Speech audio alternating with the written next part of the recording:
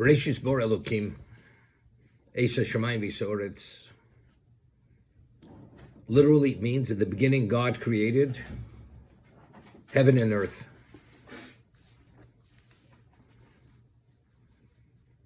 Firstly, what's the Eisa Shemayim V'Soretz? Could have said Bereshis bor Elokim, Shemayim V'Oretz. What's Ace? Seemingly the words Ace are superfluous. So as we always say, the word Ace always means, or S, always means there's an adjunct. It means, it doesn't mean only heaven and earth. It means, and everything that went along with it. You have stars, you have planets, you have all kinds of things out there. Heaven is comprised of many things. Generally, it's Shemayim, but there's Eisa Shemayim. Eisa Oretz, it's not only the landmass, it's what's included within the landmass. The vegetation, there's the seas, the oceans, the rivers, the streams, the living species, the human being. So the Ace is always the adjunct. Bereshis bor Elokim. So Rashi over here, if you take a look at the second Rashi, Bereshis bora, Ena mikra omer ela dorsheni, k'moshe dorshu rabbeinu. The pasuk, the way it states, it's written, it says clearly, it cannot be understood based on literal writing, because Bereshis, it should have said, in the beginning of creation, God created. So what is the base of the Bereshis? What does that allude to? Bishul Torshnikus Reshis, Bishul Yisroshnikus Reshis. Two also. Now it's interesting. We find we have 13 tenets of Jewish faith. What is one of the tenets of Jewish faith? That God communicates with people. That there's such a thing as Nevuah. What is Nevuah? You know, people mistakenly think Nevuah means God tells you the future. The prophet knows the future. Nevuah is much more than that. That's included within prophecy. The word Nevuah means a Navi is a person God communicates with that person. Now, we have creation. It's a world which is not to be believed what's included within this existence. As we advance in science and medicine and all areas of understanding, we realize the more we understand, the less we understand. The divine genius, which is included within creation, is beyond any human comprehension, any human capacity.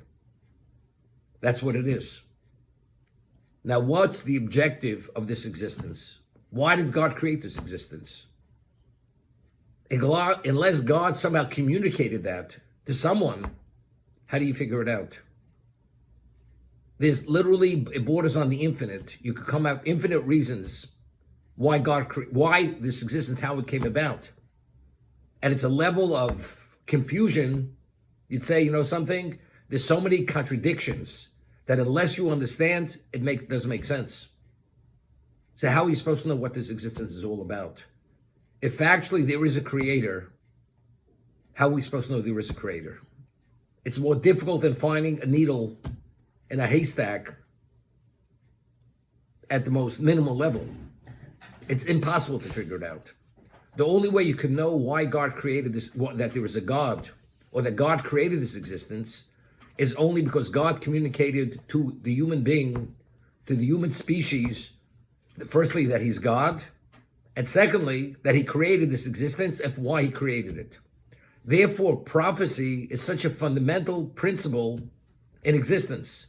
Because if God never communicates with man, it is impossible to even come upon any semblance of truth of what this is all about. As many people as you have, that's as many opinions you will have. So therefore, prophecy is a basic tenet in just the believing in God. In addition to prophecy, we also believe, one of the tenets is we believe Moshe is Ava Nevi'im. He's the father of all prophets, greater than anybody who preceded him and anybody who followed him. Because Moshe Rabbeinu is the basis for the Torah, because he was the conduit. He is Torah Tzivilonu Moshe Marashet Kilas Yaakov, as we just read yesterday in Zos HaBrocha. All Torah we have, every word, the written and oral law, it's all what? It's all communicated through Moshe Rabbeinu. Therefore, not only is prophecy a tenet of Jewish faith, but Moshe being the Ava Nevi'im, that itself is also a tenet of Jewish faith. Because there are many false prophets. How do you determine what the real prophet is and what the so-called prophet who believes he's a prophet, he may not be a prophet, or a false prophet? Therefore, prophecy is a basic tenet to be able to have any relevance to understand why we exist. The Torah, in its opening words of Chumash Bereshis, the Torah already is giving us the answer, why does the world exist? Bereshis bara Elokim es hashamayim v'ha'aretz.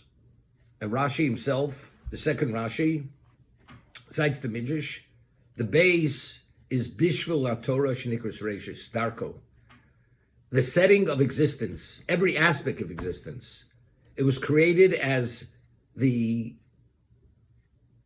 not only the location, but all the laws of the Torah, all the challenges of the Torah, are only possible because God created a setting for those challenges to manifest themselves. Without that setting, the Torah has no relevance, cannot be applied. The Ramchal writes, what is the value? God, what's the value of evil? What's the value of evil? The value of evil, man has choice, is the only species that has choice, free choice. This is B'Tzalmo D'Musa, God. Man was created in the image and form of God. Not only are we intelligent beings, we have the ability to choose regarding our behavior. That's free choice. Every other species, instinctively, it behaves the way it behaves. It has no control over its behavior. The human being is the only species that controls much of its behavior. Now, what exactly is the value of the choice? So what's the value of evil? The value of evil is not to do evil. That although we're attracted to evil, it's to rein in on ourselves not to do evil. So you need evil to be the setting for choice not to do evil. God had to create many things. Negative commandments. Non-kosher species. The negative commandments, you're not permitted. Why did God create those species? Because you're not permitted to eat them.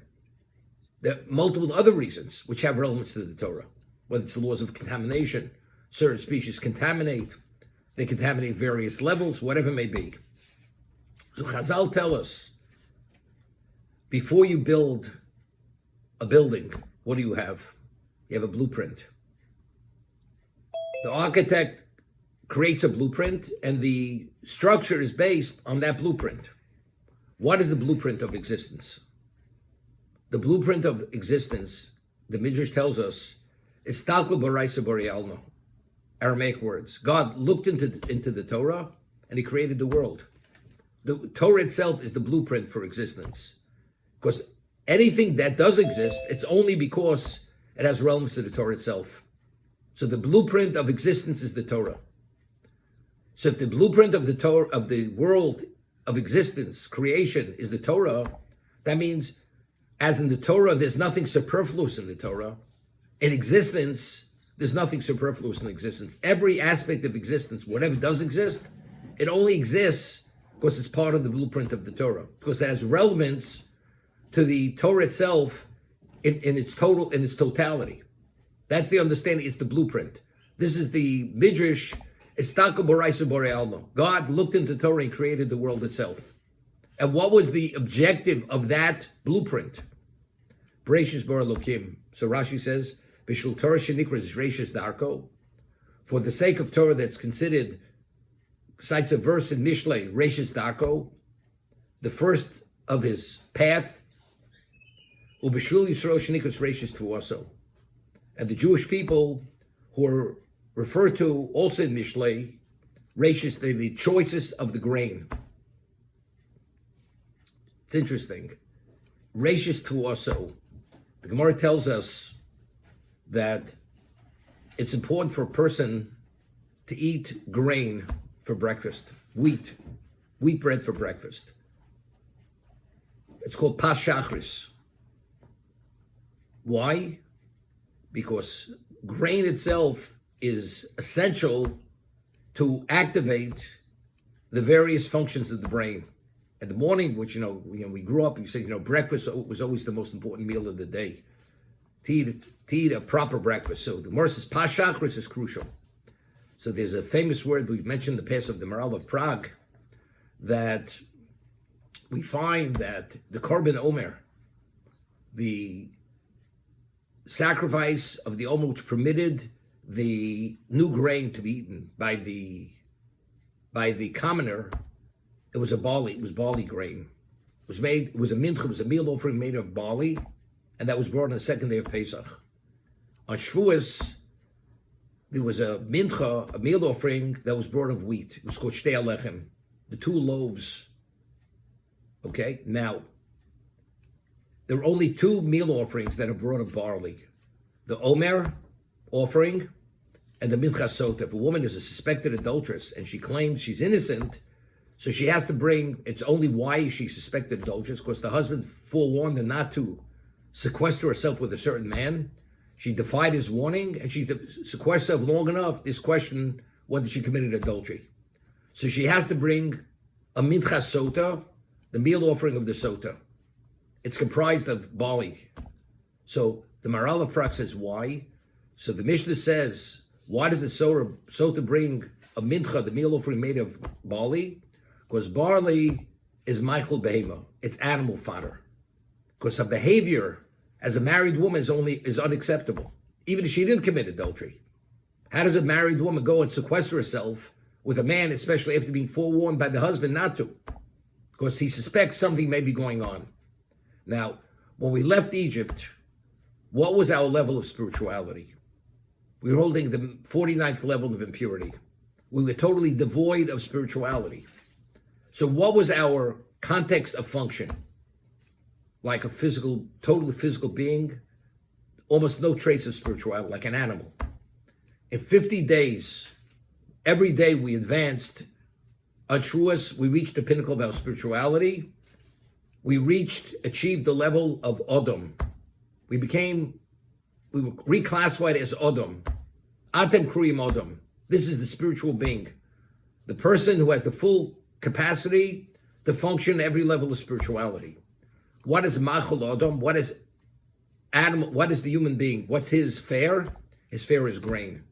So grain is what is for the human being. That's for the Odom. Therefore, on Shavuos, the Shtei Alechem, the two loaves of bread, are brought from wheat. Wheat grain, no longer barley. Barley, we started at barley, we ascended to Odom, therefore it's grain. What does Klal Yisrael refer to? Why are we alluded to Bishvil Yisro Shnikas Reishis? So the pasuk of Mishlei is Reishis Tu Aso. We the first of the grain. The 5 grains. What is the choicest of all the grains? Wheat is the choicest of all the grains. So that's wheat. So that alludes to the essence of the Jew, that we are Odom. Atem Kruyim Odom. Therefore, the Torah, in its opening statement, in the first word, Bereshis, it already gives it away, gives us an understanding what exactly is the purpose and objective of creation. Otherwise, it's impossible to know. And this is Nevuah. This is God communicating this to Moshe to tell us. Bereshis bar Elokim. Eser Shemayim. All this existence, this relatively infinite existence, is Bishvil Torah Shnikus Reishis, and the only nation that has relevance to that Torah is only Klal Yisrael. And who is Klal Yisrael? Reishis Tu Aso. We the first of the grain, for that reason.